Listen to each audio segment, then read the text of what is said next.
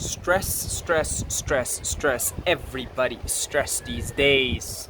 But what if I told you that not all stress is created equal?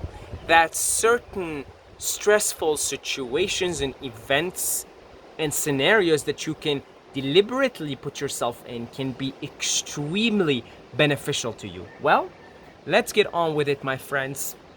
There are two types of stress: positive stress and negative stress. And as the name suggests, positive stress is positive. So by being exposed to positive stress, that will actually help you grow as a human being.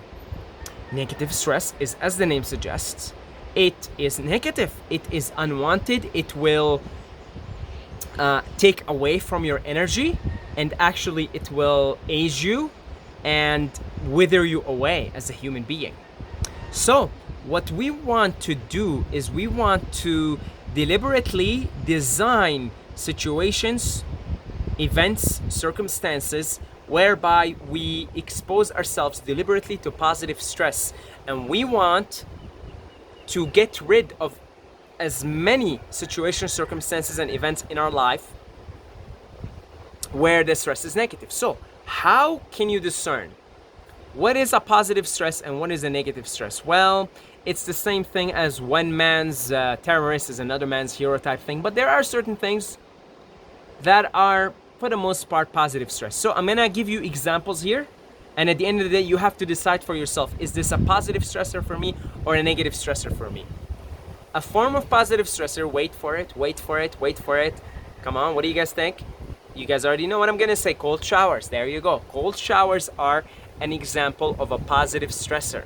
Every time you turn on the cold water and you decide to put your head and your body under it, you are deliberately, by design, by intent, exposing yourself to positive stress.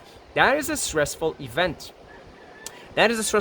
Your body begins to fire the adrenaline, right, which is the fight or flight, and it begins to pump blood. Your heart rate goes up. It begins to pump blood everywhere to the rest of your body to keep your internal organs warm. So from the body's perspective, this is a life or death event.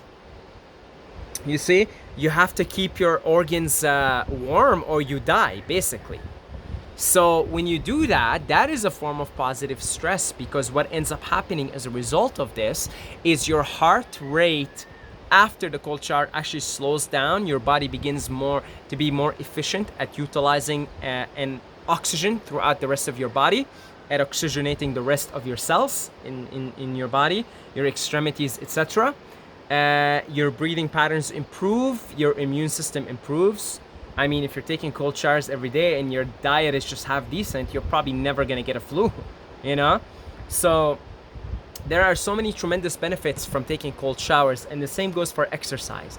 Exercise is a form of stress on your body as well. Now, you can overdo it. If you run like crazy, you're gonna, your joints are gonna wither away. So there are certain things that can be positive stressors, but in moderation. You see? So another example of a positive stressor is doing something that's uncomfortable but not too uncomfortable. This is why I say this is one man's terrorist is another man's hero type situation.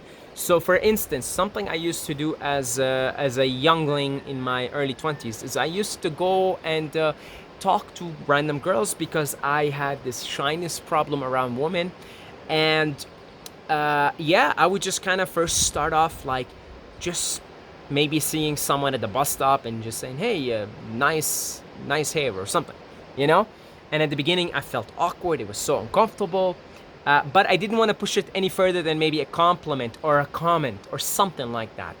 And slowly, every time I did that, I'd feel good. My body would sort of reward me. I'd feel the adrenaline, because for some reason, when you're shy, you think this is a life or death situation. It has to do with the fear of being ostracized from the tribe, being rejected, etc. I'm not going to get into it in this video. But anyway, and every time I did that, I'd feel really good. It was a positive stressor. I felt more empowered, like, hey, I can do things out of my comfort zone. I can face my fears. So facing your fears is a positive stressor. So I can put it to you like this. Anytime you have a fear that is persistent, chances are you need to own up and face that fear. And that is a positive stressor, actually. Another thing I used to do to sort of beat my fear of darkness, I used to go into, maybe you shouldn't do that depending where you are, but I used to go to the forest and I used to walk in without any light on. And I first would just take a few steps, spend a couple of minutes there, come back out again, But I over a period of time, that turned out to be a very positive stressor for me. And at some point, I actually just felt this peace whenever I would walk into the forest at night. So you have to recognize for yourself, is this something that's gonna help you grow as a person, as a human being? And if it is, that is going to be a form of positive stressor. That is going to help you grow as a person in all areas of life. All right, so there is how you can discern. That's one way to discerning. Now, negative stressors are things that make you feel drained after, actually. It's as simple as that. If you feel drained after something, like when you partake a positive stressor, you're not gonna feel drained. You're gonna feel a nice high after, like after a cold shower, after, let's say, beating your fear of being rejected by a woman and just go and talking to her, you feel elevated after. There is a sense of elevation. You don't feel drained. If something leaves you feeling drained after, that is a negative stressor. You either must deal with it and transmute it or get rid of it, whichever which. So if you're, let's say, in a relationship and after every time you have an argument with someone and you feel drained after it, you either have to make things right with that person and really come up with civilized ways of handling conflict, and then there you go, you got rid of that negative stressor, or at some point you have to leave that person. Okay, so just because you feel drained after something doesn't mean you gotta let go of that right away, but you do gotta create the right circumstances, the right environment, the right behavior. If you're constantly getting in an argument with someone, if you have a partner in your life, you're constantly getting in an argument with them and you're feeling drained after, you either have to start, both of you have to sit down and be like, we gotta behave better. And now when you get rid of the negative stressor, or at some point, if it's not working, just break up. And that's an example, right? So you could try to work through some of these negative stressors that are leaving you drained. If it doesn't work, you have to let go of it. You don't want to prematurely let go of it neither. Okay? Maybe if you sit down and figure things out with your partner, you might turn out to be the best partnership of all time if you work things through. But if something is leaving you drained after, it is something that must be in one way or another gotten rid of your life. Because let me tell you, there are two reasons why human beings age. Number one is eating, okay, food. Food, it's so heavy on the body, it takes so much energy from the body. And the digestion process, the heavier, the denser the food, the more aging is gonna take place.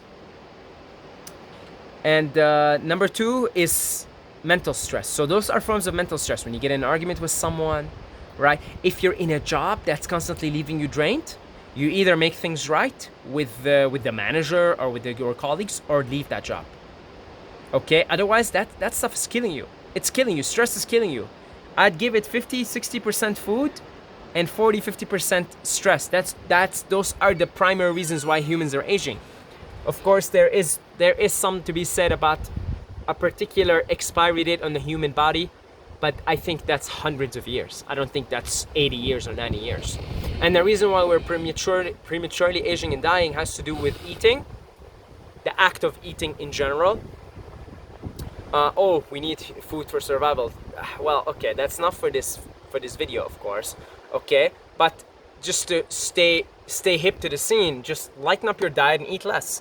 Eat once a day, twice a day, small meals, right? But the other thing is mental stress, because food is like the biggest physical stress. It's stressing your body, your physical body, but then there's mental stress. So mental stress, your job is stressing you, your partner is stressing you, the people around you, your friends are stressing you.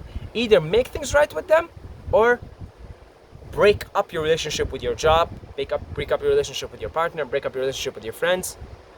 And then that way, get rid of that negative stressor. So just to put it to you simply, if you feel elevated after doing something that causes your body to be in a fear of fight or flight, that's a positive stressor.